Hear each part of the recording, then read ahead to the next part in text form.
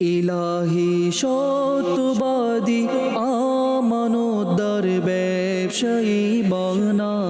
ইলাহি সত্যবাদী আমানতদার ব্যবসায়ী বানা। তোমার সন্তুষ্টি অর্জনের তৌফিক দাও হে খোদা। আলহামদুলিল্লাহি রাব্বিল আলামিন ওয়াসসালাতু ওয়াসসালামু আলা খাতামিন নাবিয়্যিন আম্মা বা'দ ফাউযু বিল্লাহি মিনাশ শাইতানির রাজীম বিসমিল্লাহির রহমানির রহিম আসসালাতু ওয়াসসালামু আলাইকা ইয়া রাসূলুল্লাহ ওয়া আলা আলিকা ওয়া সাহহাবিকা ইয়া হাবিবাল্লাহ আসসালাতু ওয়াসসালামু আলাইকা ইয়া নবিয়াল্লাহ ওয়া আলা আলিকা ওয়া সাহহাবিকা ইয়া নূরাল্লাহ। মাদানী চ্যানেলের দর্শক, আপনারা দেখছেন অনুষ্ঠান ব্যবসার বিধান। এই অনুষ্ঠানে মুফতি আলী আসগর সাহেব দামাত বরকাতুল্লাহ আলিয়া আমাদের প্রশ্নের উত্তর প্রদান করে থাকেন। ইনশাআল্লাহ আলোচনা শুরু করব, তার পূর্বে দুরুদে পাকের ফজিলত অন্তর্ভুক্ত করি। নবী আকরাম সাল্লাল্লাহু তাআলা আলাইহি ওয়া আলিহি ওয়াসাল্লাম ইরশাদ করেছেন, যে আমার উপর দুরুদে পাক পাঠ করল তার দুরুদ আমার নিকট পৌঁছাবে এবং আমি তার নিকট দুরুদ প্রেরণ করব। এটি ব্যতীত তার জন্য 10টি নেকিও প্রদান করা হবে। সল্লু আলাল হাবিব সাল্লাল্লাহু তাআলা আলা মুহাম্মদ সাল্লাল্লাহু তাআলা আলাইহি ওয়া আলিহি ওয়াসাল্লাম। কলসমূহ দিন। আমি আদিবপুর কিষাননগরী থেকে বলছি। আমার বাগান ও ক্ষেত আছে মালটার, আঙ্গুরের। যখন সেই মালটার বাগান হয়ে যায় তো আমাদের ক্রয় করা থাকে না। সেটি আমরা কাটি, কেটে দেখি স্বাদ কেমন, মালটাটি ঠিক আছে নাকি মন্দ, সেটি কেটে আমরা খাই। তো এটা কি আমাদের জন্য জায়েজ হবে নাকি না জায়েজ? বিসমিল্লাহির রহমানির রহিম। দেখুন, যদি মালিক সাথে থাকে, মালিকের অনুমতি থাকে, যাও গিয়ে দেখে আসো এবং চেক করার এটাই প্রচলিত পদ্ধতি, তো এটি জায়েজ। এবং বাহ্যিকভাবে এমন মনে হচ্ছে যে কোনো নিষেধাজ্ঞার কারণ থাকার উচিত না। জি ঠিক মুফতি সাহেব, মেসেজের মাধ্যমে একটি প্রশ্ন হচ্ছে যে তিনি বলেছেন, আমি গাড়ি ক্রয় করেছিলাম এবং গাড়িটি ক্যাশের মাধ্যমে ক্রয় করেছিলাম। এখন সেটি আমি বিক্রি করতে চাই। যার কাছে বিক্রি করছি সে 17 লক্ষ টাকা নগদ দিচ্ছে, ক্যাশ দিচ্ছে, এবং 19,50,000 টাকা সেটি ইনস্টলমেন্টে যাচ্ছে। তাহলে কি আমার ইনস্টলমেন্টে 19,50,000 টাকা বিক্রি করা জায়েজ হবে, ঠিক হবে? দেখুন, উভয় পদ্ধতির মধ্যে যে পদ্ধতি অবলম্বন করেন সেটি ঠিক আছে। ক্রয় বিক্রয়ের যে মৌলিক শর্ত আছে সেগুলো পূরণ হতে হবে। যেমন ঋণের মধ্যে আপনি ঠিক করে নেবেন যে কত মাসে আদায় করে দিবেন। ঋণের সময়সীমা ঠিক করাও জরুরি। গাড়িও একটি জায়েজ প্রোডাক্ট বিক্রি করছেন, অর্থাৎ এতে কোনো ধরনের সমস্যা নেই। তো এভাবে কোনো সমস্যা নেই। যদি এই জিনিসের ব্যবসা করে তাহলে হয়তো সে ঋণের উপর বিক্রি করা পছন্দ করে, লাখ টাকা বেঁচে যাবে। আর যদি কেউ বিক্রি করে টাকার জন্য, যে তার টাকার প্রয়োজন, তো সে হয়তো নগদ বিক্রি পছন্দ করবে, যেন নিজের প্রয়োজন মেটাতে পারে। দিন দিন মূল্যস্ফীতি বাড়তেই চলেছে, মার্কেটে ডলার নেই, অন্যান্য কারেন্সি নেয়া অত্যন্ত কঠিন হয়ে গিয়েছে, আরও অন্যান্য বিষয়সমূহ কঠিন থেকে কঠিন হয়ে যাচ্ছে। তো এভাবে ভবিষ্যতে গিয়ে এই টাকা 2 বছর পর কত মূল্যমানের থাকবে, এটিও চিন্তাভাবনা করা উচিত। ঠিক আছে। বিষয়সমূহের জন্য দিক নির্দেশনা অর্জন করুন এবং কিছু সতর্ক এটি অবলম্বন করুন যে দেশের পরিস্থিতি কেমন চলছে, পরিস্থিতি কোন দিকে যাচ্ছে। এই অনুভব আরও বাড়তে থাকুক। আরেকটি কল চালিয়ে দিন। আমার প্রশ্ন হলো, যদি আমরা দর্জিকে কাপড় দেই আর সে মাপ অনুযায়ী পারিশ্রমিক নির্ণয় করলো, মাপের বেশি যদি কাপড় তৈরি করে তাহলে কি পারিশ্রমিকের মধ্যে কোনো কমাবেশ হবে? এই সম্বন্ধে ইরশাদ করবেন। যা মেজারমেন্ট দিয়েছিল তার চেয়ে বেশি সেলাই করে দিয়েছে বা বড় সেলাই করে জি, দিয়েছে। বড় সেলাই করে দিয়েছে, এটাই বলতে চাচ্ছেন। অর্থাৎ আপনার উচ্চতা কম কিন্তু কাপড় বড় সেলাই করেছে, এটি ত্রুটি। এখন যদি কোনো দর্জি এই ত্রুটি করে দেয় তাহলে তার কাছ থেকে জরিমানা নিতে পারেন। যে বাস্তবেই এমন হয় যেটিকে বড় বলা হয়। অনেক সময় এমন হয় যে ফিটিংয়ের মধ্যে কিছুটা পার্থক্য থাকে। তো ফিটিংয়ের পার্থক্য তো একটু 19-20 মেনে নেওয়া যায়, কিন্তু মাপ যদি হয়, যেমন উদাহরণস্বরূপ যদি কারো কোমরের মাপ 35 আছে আর সে করে দিল 38, তো এতে অনেক বড় পার্থক্য। অনুরূপভাবে সাইজিং আছে, তো ত্রুটি কতটুকু রয়েছে সেই অনুযায়ী দর্জির উপর ক্লেম করবেন। মুফতি সাহেব, ক্লেমের পদ্ধতি কেমন হবে? উদাহরণস্বরূপ আমরা তো কাপড়ের টাকা দিয়েছিলাম তাকে, তো কাপড়ের টাকা কি তার কাছ থেকে নিয়ে নিব বাকি? দেখুন, ক্লেমের পদ্ধতি একটি হচ্ছে যে কাপড় তো অক্ষত আছে, তাই না? দর্জি যদি কাপড় ছোট করে দিত মাপের চেয়ে, তাহলে তো তাকে ছেড়ে দিতে হয়। এখানে তো দর্জির হাতে এখনো গেম বাকি আছে, অর্থাৎ সে একটু সেলাই খুলে ছোট করে দিতে পারে। কাপড়কে খুলে পুনরায় ছোট করা সহজ হয়ে থাকে, কিন্তু ছোট কাপড়গুলোকে বড় করা যায় না। ঠিক আছে, ভিডিও প্রশ্ন চালিয়ে দিন।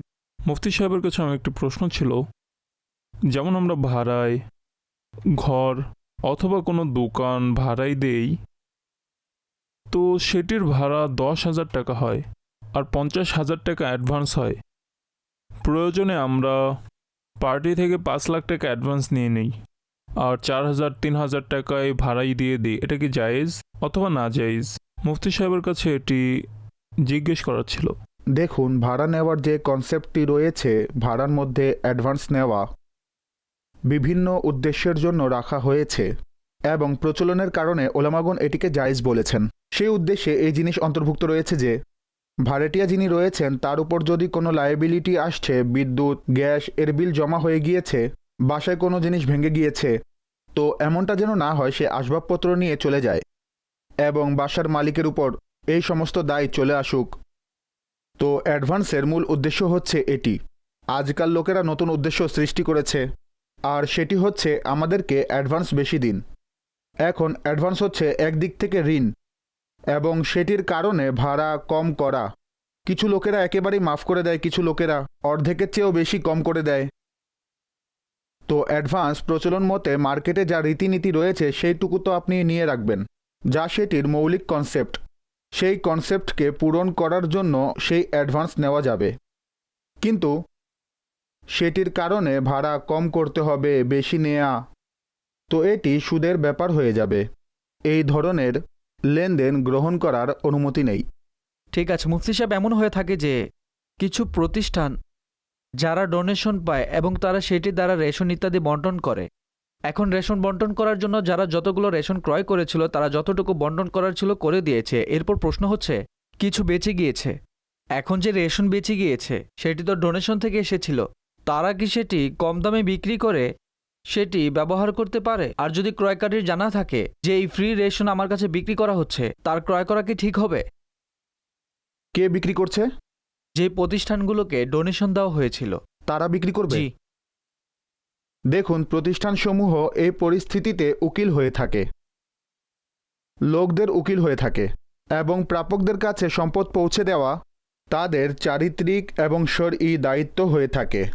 লোকেরা তাদেরকে বিক্রি করার জন্য দেয় না। সঠিক। তো তাদের এই দায়িত্ব হয়ে থাকে যে তারা হকদারের কাছে এ রেশন পৌঁছিয়ে দিবে। কোনোভাবেই এগুলো মার্কেটে বিক্রি করতে পারবে না। ঠিক আছে, ক্রয়কারী যদি জানা থাকে তাহলে সে ক্রয় করতে পারবে না। ক্রয় করতে পারবে না। ঠিক আছে, অনুরূপ সরকারের পক্ষ থেকে মুফতি সাহেব কোনো স্কিম আসলো, তারা অর্ধেক দামে জিনিসগুলো বিক্রি করছে, জনগণের সুবিধার জন্য কম দামে বিক্রি করছে। তাকে যদি হোলসেলার নিয়ে নেয়, অর্থাৎ সে হয়তো কম দামে পেয়ে যাবে, অতঃপর সে সেটিকে বন্টন করতে পারবে বা মার্কেটে সেল করতে পারবে। আপনার জানা মতে কোনো উদাহরণ আছে?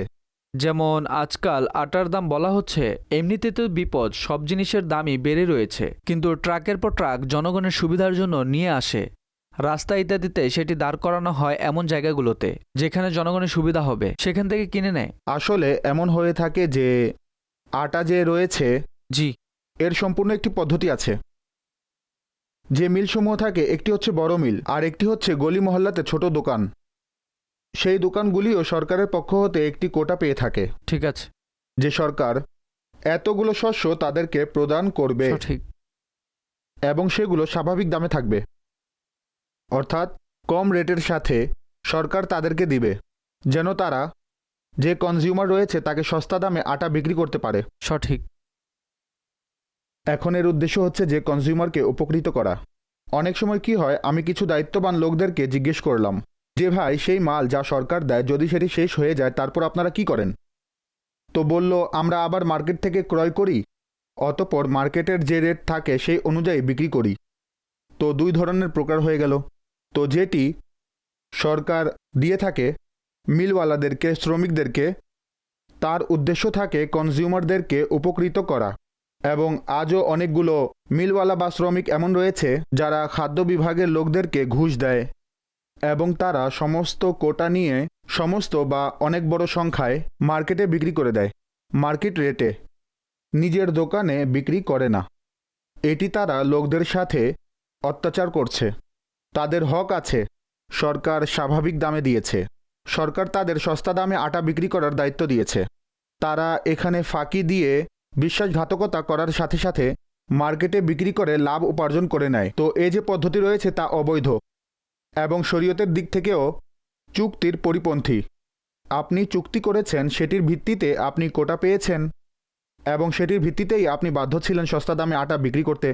যদি সেটা না করেন তাহলে অবশ্যই আপনি গুনাহগার হবেন। মুফতি সাহেব, একটি প্রশ্ন রয়েছে যে কিছু লোকেরা যৌথভাবে একটি পানির কূপ লাগিয়েছে, যার মধ্যে 80% যে আমদানি রয়েছে, যে ইনভেস্টমেন্ট রয়েছে সেটি হালাল, বাকি যে 20% রয়েছে অর্থাৎ একজন অংশীদারের যে বিনিয়োগ তা হারাম উৎস থেকে। কি লাগিয়েছে? টিউবওয়েল লাগিয়েছে ফসলের মধ্যে পানি দেওয়ার জন্য। তো এখন সেই টিউবওয়েল দ্বারা পানি দেওয়া হয়, তো ফসল দ্বারা যে আমদানি করা হয়ে থাকে সেটির হুকুম কি হবে? হারাম কোন জিনিস? ফসল না, যে আমদানি ছিল, যে ইনভেস্টমেন্ট ছিল টিউবওয়েল লাগানোর জন্য, সেটি হারাম ছিল। দেখুন, প্রথম কথা হচ্ছে যে পানি তো হারাম না, তাই না? ঠিক আছে, টিউবওয়েল দুইটি কাজ করে। সঠিক। হয়তো কোনো নদী পাশে রয়েছে, সেটির পানি টেনে নেয়, অথবা কোনো নদী বা কোনো বড় খাল থেকে পানি টেনে সেটি ফসলে ঢেলে দেয়, অথবা সেটি এই কাজ করে মাটি থেকে পানি পাম্প করে তোলে। মাটির মধ্যে কূপ রয়েছে, আর পাঞ্জাবে তো যত টিউবওয়েল রয়েছে সেগুলো মাটি থেকে পানি বের করে। পাঞ্জাবের যে পানি সেটি মিষ্টি এবং ফসল তার দ্বারাই বেশি হয়ে থাকে। এর একটি বড় কারণ হচ্ছে নদী, পুকুর এগুলো আশেপাশে রয়েছে, তো মাটিতে পানির স্তর খুব ভালো।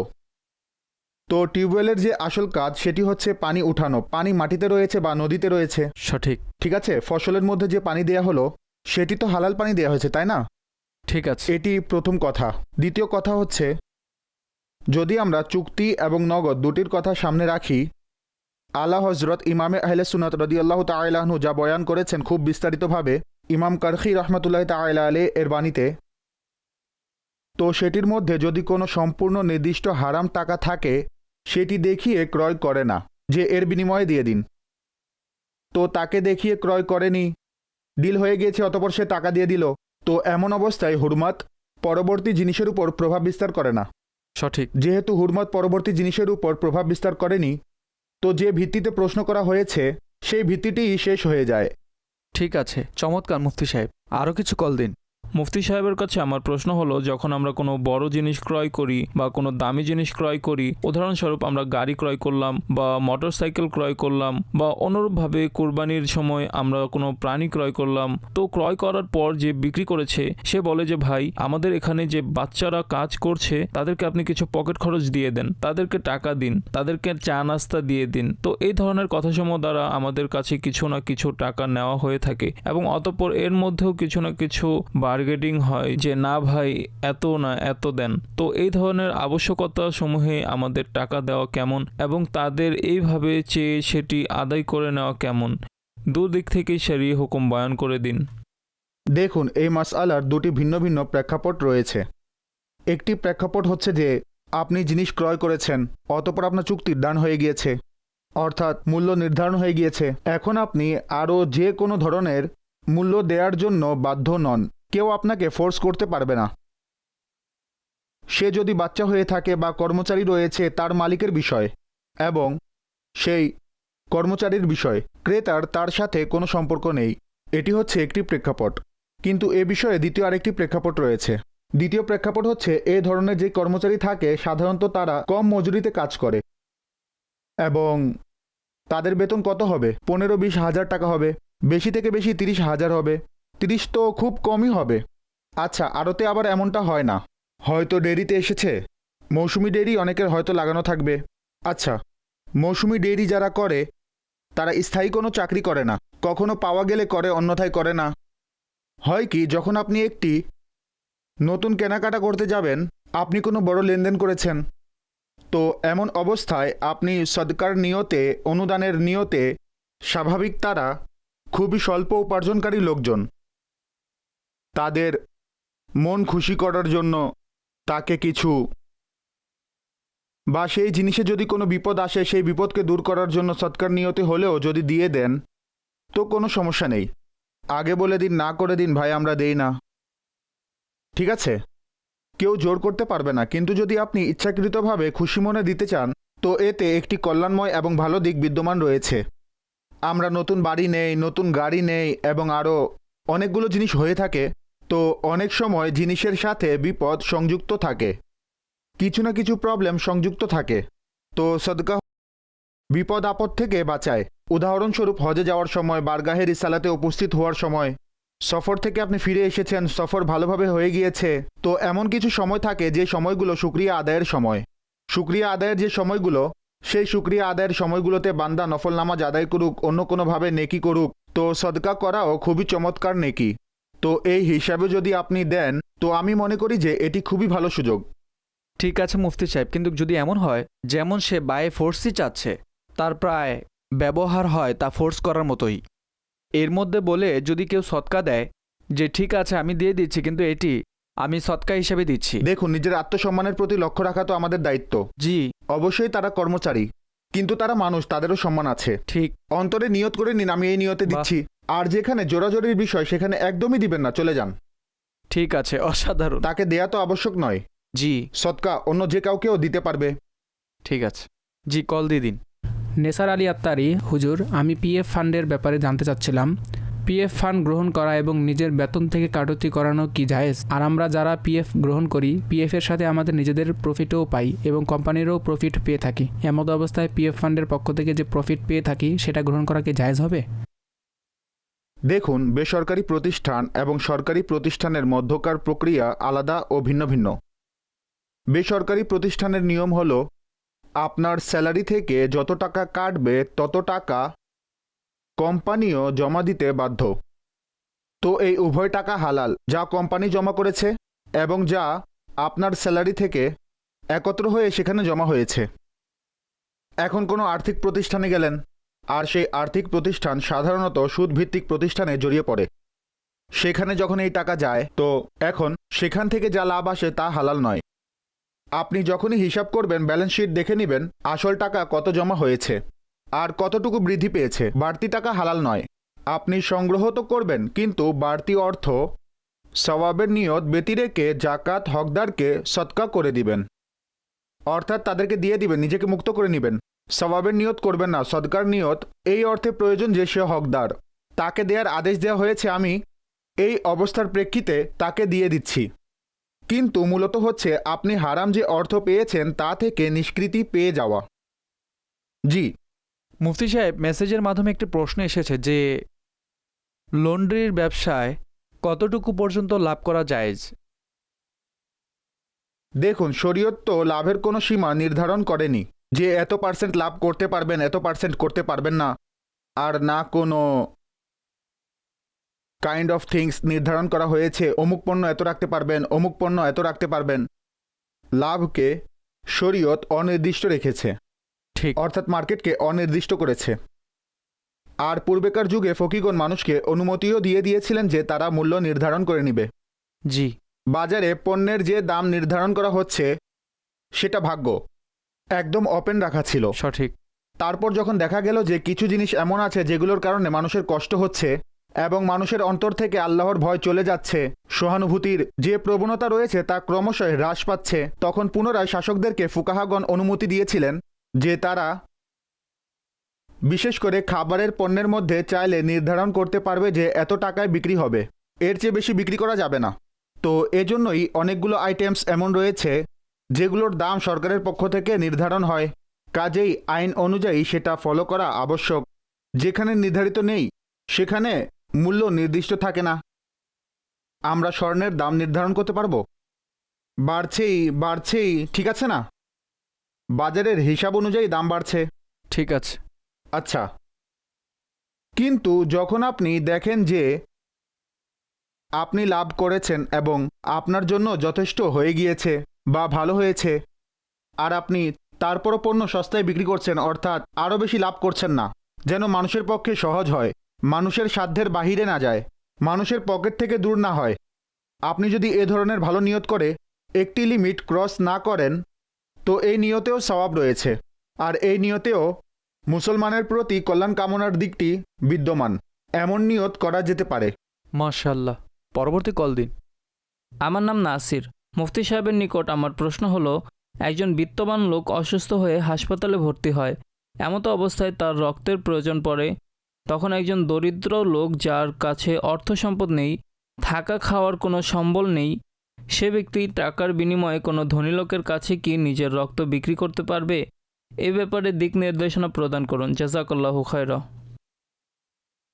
দেখুন, রক্ত যে রয়েছে বিক্রি করার কোনো বস্তু নয়। রক্ত শরীরের একটি অংশ। শরীরের যে কোনো অংশ ক্রয় অথবা বিক্রয় করা যাবে না। প্রয়োজন সাপেক্ষে ফকিগণ এতটুকু অনুমতি অবশ্যই দিয়েছেন যে প্রয়োজন সাপেক্ষে রক্ত দেয়া যাবে, কাজেই সেটা কোনো প্রতিদান ছাড়াই দিতে হবে, আর কোনোভাবেই তার শরীরের যে রক্ত রয়েছে তার বিনিময় গ্রহণ করতে পারবে না। জি, পরবর্তী কল দিন। ইউকে থেকে বলছি, আমার বন্ধু কারো মাধ্যমে কোনো একটি জিনিস বানিয়েছে। সে জিনিসটি যখন আমাদের হাতে এলো তখন আমরা দেখলাম যে এটা 2 নাম্বার, অর্থাৎ নকল, অরিজিনাল নয়। এর ধারাবাহিকতায় আমার বন্ধু সেই ব্যক্তিকে যে টাকা পরিশোধ করেছে তা আমার মাধ্যমে পরিশোধ করিয়েছে, কিন্তু ধোঁকা তো আমরা দুজনেই খেয়েছি। এমত অবস্থায় কি আমাকে আমার বন্ধুর মূল্য পরিশোধ করতে হবে, নাকি আমরা উভয়ই সমান অংশীদার, বা এক্ষেত্রে মাসালা কি হবে? আর বর্তমানে আমি টাকা পরিশোধ করার মতো পরিস্থিতিতে নেই। এ ব্যাপারে দিক নির্দেশনা প্রদান করুন। জাযাকাল্লাহু খায়রা। দেখুন, যেখানে মানুষের ভুল পাওয়া যায় সেখানে এর 2টি প্রকার বের হয়। একটি সেই প্রকার যেখানে ব্যক্তির দোষ প্রমাণিত হয়, জেনে শুনে ভুল করা হয়েছে। সাধারণত এটাকে তাআদ্দিও বলা হয়। তো আপনি প্রতিনিধি ছিলেন, আর প্রতিনিধি আমানতদার হয়ে থাকে। তাআদ্দির প্রকার পাওয়া গেলে সেটার ক্ষতিপূরণও বর্তাবে। কেমন পণ্য ছিল, কোথায় অলসতা করা হয়েছে। অনেক সময় আপনার কোনো প্রকার দোষী থাকে না। আপনি দোকানদারের কাছে 1 নম্বর পণ্য চেয়েছেন, সে 2 নম্বর পণ্য বানিয়ে দিয়েছে, আপনি অবগত নন। তো এখন যে ক্ষতিপূরণ বা দাবি বর্তাবে তা দোকানদারের উপর বর্তাবে। জি, সুতরাং মাসআলা হলো বিস্তারিত দেখা। তো সম্পূর্ণ বিস্তারিত সামনে আসলেই কথা বলা যেতে পারে। আর এ ধরনের মাসআলার ক্ষেত্রে যখন আপনি স্পেসিফিক যে ডিল করেছেন সেটার ব্যাপারে জিজ্ঞাসা করেন, তখন অনেকগুলো প্রশ্নের উত্তর জানার প্রয়োজন পড়ে। আমাদের একটি নাম্বার রয়েছে, যারা বহির্বিশ্বে আছেন তারা হোয়াটসঅ্যাপ করতে পারবেন। তো সেই নাম্বারে আপনারা হোয়াটসঅ্যাপ করে বিভিন্ন মাসালা জিজ্ঞেস করতে পারবেন। দারুল ইফতা আহলে সুন্নাতের ফোন নাম্বারও রয়েছে, সেটার মধ্যেও কল করতে পারেন। জি, আরও একটি কল চালিয়ে দিন। আমার প্রশ্ন হলো, আমার নিজের যে জমি রয়েছে তাতে সরকারি জায়গা থেকে 1-2 ফুট বা 4 ফুটের মতো অংশ মিশে গেছে বা একত্রিত হয়ে গেছে। এমত অবস্থায় সেই জমিতে যে ফসল বা খাদ্য উৎপন্ন হচ্ছে তা আমার জন্য কি খাওয়া জায়েজ? দেখুন, সরকারি জায়গা কেন মিশে আছে এ বিষয়টি চিন্তা করুন। এমন নয় যে সেটা গাড়ি চলাচলের রাস্তা, কিন্তু আপনি এক প্রকার দখল করে নিয়েছেন, ঠিক আছে?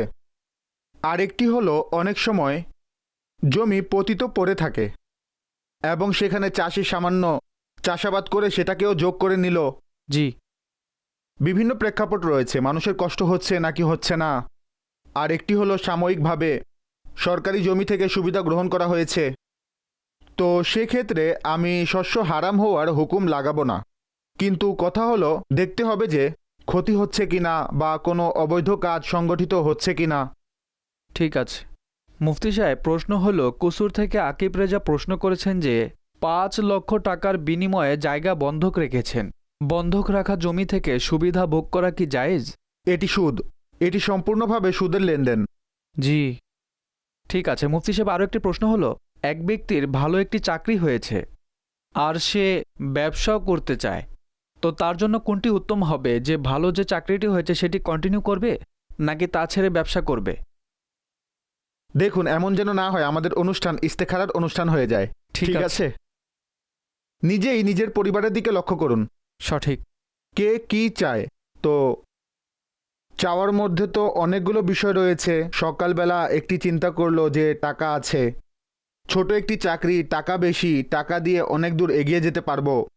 তারপর যেখানে যেতে চায়, যে ফিল্ডে টাকা লাগাতে চায় সে বিষয়ে কিছু অভিজ্ঞতা আছে কি না। অনেক সময় মানুষের ফ্যামিলি বিজনেস থাকে, তো ফ্যামিলি বিজনেসম্যানদেরকে অলরেডি অভিজ্ঞতা থাকে, পুরো বংশই এর মধ্যে জড়িত। তো এক্ষেত্রে একটি হলো পর্যালোচনা এবং একটি হলো অভিজ্ঞতা, আর একটি হলো একদম অনভিজ্ঞ ব্যক্তি, নতুন ব্যক্তি। আজকাল জাল বিছানোর প্রবণতা অনেক বেশি বেড়েছে। জি, জাল বিছানোর সঠিক। প্রপার্টির মালিকরা নিজেদের দালাল ছড়িয়ে রাখে, সবুজ বাগান দেখায়, এভাবে ফ্ল্যাট হচ্ছে, এটা হচ্ছে, সেটা হচ্ছে। অনলাইনের লোকেরা নিজেদের দালাল ছড়িয়ে রেখেছে, ডিজিটাল কারেন্সির লোকেরা নিজেদের দালাল ছড়িয়ে রেখেছে, জানি না আর কারা কারা নিজেদের দালাল ছড়িয়ে রেখেছে। ফলে মানুষের মূলধন অনেক বড় পরিসরে নষ্ট হচ্ছে। ঠিক আছে, প্রপার্টির লোকেরা ধোকা দেয়নি উদাহরণস্বরূপ, কিন্তু 5 বছর কিছুই করেনি। জি, যে সবুজ বাগান দেখিয়েছিল সেটা সম্পূর্ণই একটা কল্পনা ছিল, বাস্তবের সাথে কোনো মিল নেই। তো এভাবে যেখানে আপনাকে অনেক বেশি লালসা দেখানো হয় না, সেটা ধোকার একটি লক্ষণ, একটি ইঙ্গিত বহন করে। কয়েকদিন পূর্বে একজন লোকের সাথে আধা ঘন্টা কথা হয়েছে প্রপার্টির প্রসঙ্গে, নতুন ধরন, নতুন রূপ এবং একদম নতুন বিষয়। তখন আমি তাকে বললাম, দেখুন আমার সামনে পুরো বিষয়টি স্পষ্ট নয়, কিন্তু আপনি যে বিষয়গুলো বললেন এ বিষয় থেকে পরিষ্কার বোঝা যাচ্ছে এই লেনদেন ধোকায় গিয়ে ক্ষান্ত হবে, এখান থেকে কিছু পাওয়া যাবে না। তো অনেক সময় যেখানে বেশি লালসা দেখানো হয় সেখানে মানুষের অন্তর ফেঁসে যায়। এত আয় হবে, জি, সেখান থেকে সে বের হয় না। এই কারণেই সে না শুধুমাত্র নিজের কাছে সঞ্চিত যে মূলধন রয়েছে তা লাগিয়ে দেয়, বরং তারপর কিছু বিক্রি করে, অলংকার বিক্রি করে, অনেক সময় তো মানুষের কাছে ঋণও নিয়ে নেয়, আমার এত লাভ হচ্ছে। তারপর যখন ফেঁসে যায় তখন এলাকা ছেড়ে পালাতে বাধ্য হয়। জি, মানুষের ঋণ, আত্মীয়দের ঋণ। তো ব্যবসা করা এতটাও সহজ নয়। ব্যবসা হলো শিখার বিষয়। যেভাবে বিজ্ঞান একটি শিখার বিষয়, যেমন বিজ্ঞানীরা বিজ্ঞান নিয়ে কাজ করে, ডাক্তাররা ডাক্তারি নিয়ে কাজ করে, অনুরূপ ব্যবসাও একটি শিখার বিষয়। এর কিছু নিয়ম রয়েছে। যে ব্যবসা কখনো করেনি তাকে আংশিক ব্যবসা করা উচিত। উদাহরণস্বরূপ তার কাছে 5 লক্ষ টাকা আছে, তো প্রথমে 50,000 দিয়ে কিছু করবে। সঠিক। কিন্তু এটা নয় যে 2-1টি ডিল করে শেষ। বছর 2 বছর 50,000কেই ঘুরিয়ে ব্যবসা শিখুন, যে ব্যবসা কিভাবে হয় কিভাবে হয় না। তারপর সামনে ধীরে ধীরে অগ্রসর হতে থাকুন, ধীরে ধীরে নিজের সঞ্চয় বৃদ্ধি করুন। আর এভাবেই মানুষ অগ্রসর হয়, একবারে অগ্রসর হয় না। মুফতি সাহেব, সমস্যা হলো 50,000কেই যদি ঘোরাতে থাকে এবং ইনকাম ভালো হতে থাকে তাহলে ধরে রাখা যায় না। তখন মানুষ দিয়ে দেয়, যত অ্যামাউন্ট আছে সব ইনভেস্ট করে দেয়। দেখুন, অনেক সময় সুযোগ থাকে এবং সুবর্ণ সুযোগ থাকে, তাহলে সেই সুযোগ কেন কেউ ইগনোর করবে? সঠিক। কি করতে হবে এটা বোঝানোর মতো কেউ থাকুক, বা নিজের ভাগ্য এমন হয় যে না বুঝেও গাড়ি চলতেই থাকে। ঠিক আছে, ভাগ্যের ব্যাপার। মানুষ দিন দিন অগ্রগামী হতেই থাকে, কেউ তাকে ছোঁয়ার মতো থাকে না। সঠিক। নির্ভুলভাবে যাচ্ছে, কোনো ক্ষতি হয় না, আর অনেক সময় ক্ষতি হয়ে যায়। মুফতি সাহেব, আপনি যেটা বললেন যে জাল বিছানোর একটি পরিস্থিতি রয়েছে, মানুষ নিজের ব্যবসার দিকে আহ্বান করে, কখনো এমনও হয় যে অবগত হয়ে যায় অমুক ব্যক্তি ইনভেস্টমেন্টের মানসিকতা রাখে, যার ব্যবসা চলছে তারও কিছু টাকার প্রয়োজন পড়ে।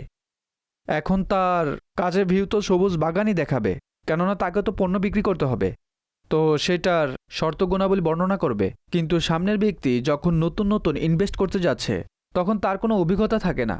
এমন পরিস্থিতিতে তাকে কি করা উচিত? অর্থাৎ বাগান দেখে চলে আসবে না? রিস্ক কম নেওয়া, যথাসম্ভব কম রিস্ক নেওয়া উচিত। দেখতে হবে যে সামনের ব্যক্তি আমাকে কিভাবে ধোকা দিতে পারে। উদাহরণস্বরূপ তার ফ্ল্যাট কিনা দরকার। সঠিক। তো ফ্ল্যাট ক্রয় করার ক্ষেত্রে সবচেয়ে প্রাথমিক বিষয় হলো, যে কোনো জিনিস হোক, যে এটার রিসেল কি। আজ আমি ক্রয় করছি, কিন্তু কাল যদি আমার অপারগবশত বিক্রি করতে হয় তাহলে রিসেল কি হবে। যেমন বিভিন্ন মোটরসাইকেল, মানুষ একটি মোটরসাইকেলকেই প্রাধান্য দেয়, এই কোম্পানির রিসেল ভালো হয়, এই মোবাইলের রিসেল ভালো। কাজেই একটি পয়েন্ট হলো, কাল যদি বিক্রি করতে যায় তাহলে রিসেল কি হবে। আজ আমি টাকা লাগাচ্ছি, রিসেলে অর্ধেক পাবো নাকি একদমই পাবো না। তো ফ্ল্যাট ক্রয় করতে গেলে সেটার লোকেশন সর্বাধিক গুরুত্বপূর্ণ। সঠিক। সেটার লোকেশন কি, যেভাবে আমি ধাবিত হচ্ছি সেভাবে অন্য কেউ ধাবিত হবে নাকি হবে না। তারপর সেটা ডকুমেন্টের অবস্থা কি। তো ডকুমেন্টের ব্যাপারে বিভিন্ন মানুষের কাছ থেকে জানুন। অনেক সোসাইটি বা অঞ্চল এমন হয়ে থাকে যে একই ফ্ল্যাটের ভিন্ন ভিন্ন ফাইল হয়ে থাকে, মানুষ এভাবেও ফ্ল্যাট কিনে ফেসে যায়। চলুন ঠিক আছে, কিছুই নেই, কিন্তু ফ্ল্যাটটি জঙ্গলের মধ্যে, 2 লক্ষ টাকা দিয়েও কেউ কিনবে না, কিন্তু আপনি 20 লক্ষ টাকা দিয়ে কিনে নিলেন। ইয়াল্লাহ। তো আপনি নিজেই নিজের পায়ে কুড়াল মারলেন। জি। কাজেই আপনি সে বিষয়ের ক্ষেত্রে রিস্ক কতটুকু কমাতে পারেন যে আপনার মূলধন নষ্ট হবে, রিকভার হবে না। লাভ তো বাদ দিলাম, যা দিয়েছি তাও পাইনি। এগুলো হলো প্রাথমিক এবং মৌলিক পয়েন্ট। তারপর সামনে অগ্রসর হয়ে রিস্ক আরও অন্যান্য দৃষ্টিকোণ থেকে দেখা যেতে পারে, জিনিসের বিভিন্ন প্রকারের দৃষ্টিকোণ থেকে। মুফতি সাহেব, আজকাল বিভিন্ন ভিডিওর মাধ্যমে ব্যবসায়ী লোকেরা ব্যবসার ধারণা দেয়। তারা এটাও বলে যে আজকাল অমুক ব্যবসা সবচেয়ে বেশি চলছে। তারা সবাইকে একই পরামর্শ দেয় যে যারা নতুন ইনভেস্ট করতে চাচ্ছ, নতুন ব্যবসা শুরু করতে চাচ্ছ, তারা এই ব্যবসাটি করতে পারো। একটি ব্যবসা মুখে মুখে ছড়িয়ে পড়ে যে ভাই আজকাল এটা বেশি চলছে, এটা বেশি চলছে। এখন সেটাতে অভিজ্ঞতা আছে নাকি নেই, সবাই যেহেতু করছে সেহেতু আমিও কাঁধে কাঁধ মিলিয়ে দিই। যার 4-5টি ব্যবসা আছে সে নতুন একটি ব্যবসা করতে চাচ্ছে, তার জন্য তো কঠিন কিছু নয়। ঠিক আছে। যার কাছে অল্প পুঁজি আছে জি। সে সেগুলোই যদি অজ্ঞাতসারে লাগিয়ে দেয় তাহলে লোকসান হতে পারে। আচ্ছা, যদি অল্প পুঁজি থাকে তাহলে তা দিয়ে প্রাথমিক পর্যায়ে ভালো কোনো ব্যবসা করতে চাইলে কোন ধরনের ব্যবসা করবে? এর কোনো উত্তর আমার কাছে নেই। ঠিক আছে, চমৎকার, কল নিয়ে নিব। এর কারণ হলো যে কে কোন পরিবেশে এবং কোথায় থাকে। বাহ বাহ বাহ। গ্রামের মানুষ হলে তার জন্য ভিন্ন কিছুর প্রয়োজন হবে, গ্রাউন্ড রিয়েলিটি দেখতে হবে। ঠিক আছে। শহরের মানুষ হলে কোন অঞ্চলে আছে, কোথায় অবস্থান করছে, সেই অঞ্চলে কিসের চাহিদা বেশি, সাপ্লাই কেমন, চাহিদা অনুযায়ী সাপ্লাই, তারপর যোগাযোগ, তারপর নিজের পারিবারিক পটভূমি, তারপর সেক্টর, অভিজ্ঞতা, অনেকগুলো বিষয় সামনে রেখে দেখতে হবে। ঠিক আছে মুফতি সাহেব, অনেকে এটাও বলে থাকে যে পূর্বে মানুষ ব্যবসা করত, একটি দোকান খুলে দিত এবং সেই দোকান বেশির চেয়ে বেশি 10-15-20 ঘর যা সেই মহল্লার আশেপাশেই থাকতো বা দোকানের পাশে যে বাড়িগুলো থাকতো সেগুলোর উপর ভিত্তি করে তার ব্যবসাগুলো চলতো। কিন্তু বর্তমান সময়ে মানুষ শুধুমাত্র একটি মহল্লার সীমাবদ্ধতায় ব্যবসা করে না। যদি অনলাইনে শিফট হয়ে যায় তাহলে সারা বিশ্ব তার প্রোডাক্টের অপেক্ষায় বসে আছে। দেখুন, মহল্লার মধ্যেও তো মানুষ কাজ করছে। জি। আমি এক জায়গা থেকে দুধ কিনতাম, বড় সোসাইটি। ঠিক আছে। আমি তাকে বললাম, ভাই 3 ভাই মিলে আপনারা একটি দোকান চালাচ্ছেন, আলাদা আলাদা 3টি খুলে দিন, জায়গা তো আছেই। সঠিক। তারা খুলেনি, এটাই হয়েছে, দোকান বাড়তে লাগলো। জি। অন্যরা দোকান খুলে বসে গিয়েছে। তো দোকান খুলে বসে আছে তার মানে হলো তাদেরও তো চলছে, তাই না? সঠিক। তো অনেক সময় মহল্লায় অনেক ক্যাপাসিটি হয়, কিন্তু সবাই সব কাজ করতে পারে না। দুধের ব্যবসা খুবই সূক্ষ্ম, ঠিক আছে? প্রতিদিনের কাজ, পরিশ্রমের কাজ, সকাল 6টা থেকে শুরু করে রাত 12টা পর্যন্ত করতে হয়। তো অনুরূপ আপনি কতক্ষণ কাজ করবেন, কতটুকু কাজ করবেন আর কতটুকু নয়, অনেক কাজ কর্মচারীর উপর নির্ভর করে। আর কর্মচারীদেরকে দাঁড় করানো স্বয়ং একটি বিষয়। ডিল করা, তাদের বোঝানো, তাদের সমস্যাও আছে, নানা দক্ষতাও রয়েছে, এবং তাদেরকে ম্যানেজ করাও একটি বিষয়, পুরো একটি জগৎ। এটাকেও এভাবে দেখতে হবে। সঠিক বলেছেন। একটি কল নিয়ে নিব। মুফতি সাহেবের নিকট আমার প্রশ্ন হলো, আমি একটি প্রাইভেট কোম্পানিতে জব করি।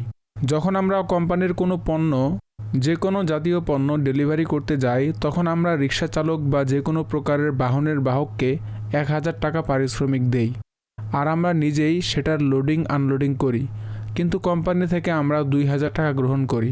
এটা জায়েজ হবে নাকি না? দেখুন, এটা জায়েজ হতে পারে না।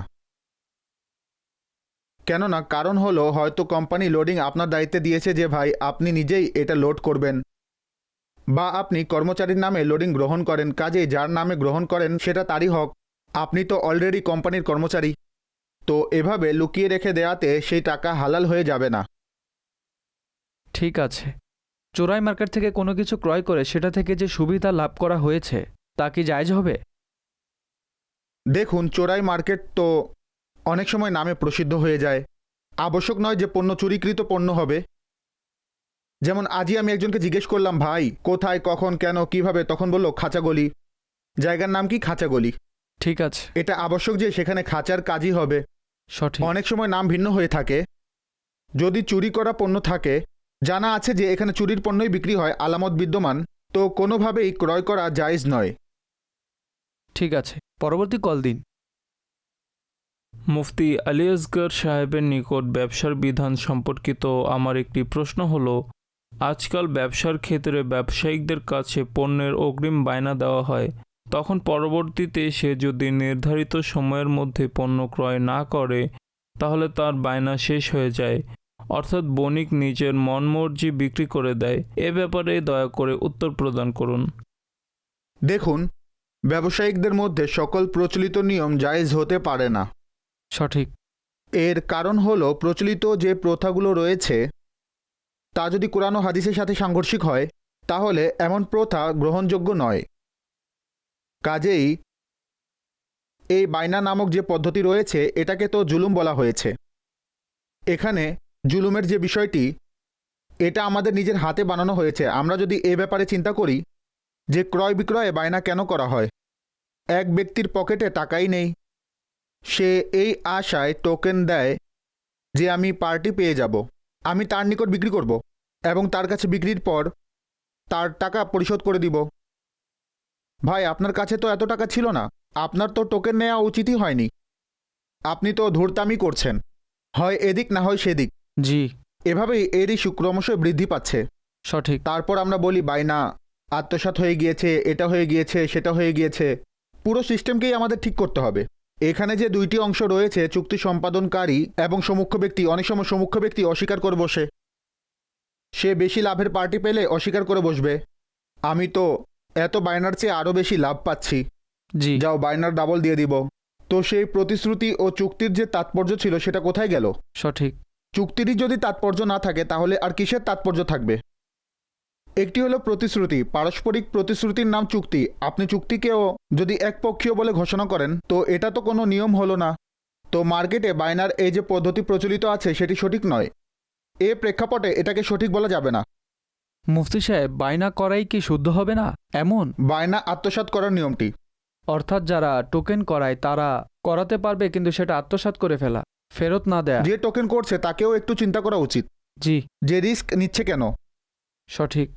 সেও তো নিজে রিস্ক নিবে না, জি, পণ্যটি ক্রয় করবেই না, অর্ধেক মনস্থির হচ্ছে ক্রয় করব কি করব না, টোকেন দিয়ে দিল, পরবর্তীতে স্থির না করে দিল, তারপর টোকেন আত্মসাৎ হয়ে গেল। সঠিক। তো আপনি যখন জানেন যে টোকেন আত্মসাৎ হতে পারে তখন সেখানে দৃঢ় যে সিদ্ধান্ত রয়েছে সেটা প্রযোজ্য হবে, টাকা আপনার কাছে থাকবে, অন্যান্য চাহিদা সম্পন্ন হবে, এই সকল বিষয়াদি দেখা আবশ্যক হয়ে পড়বে।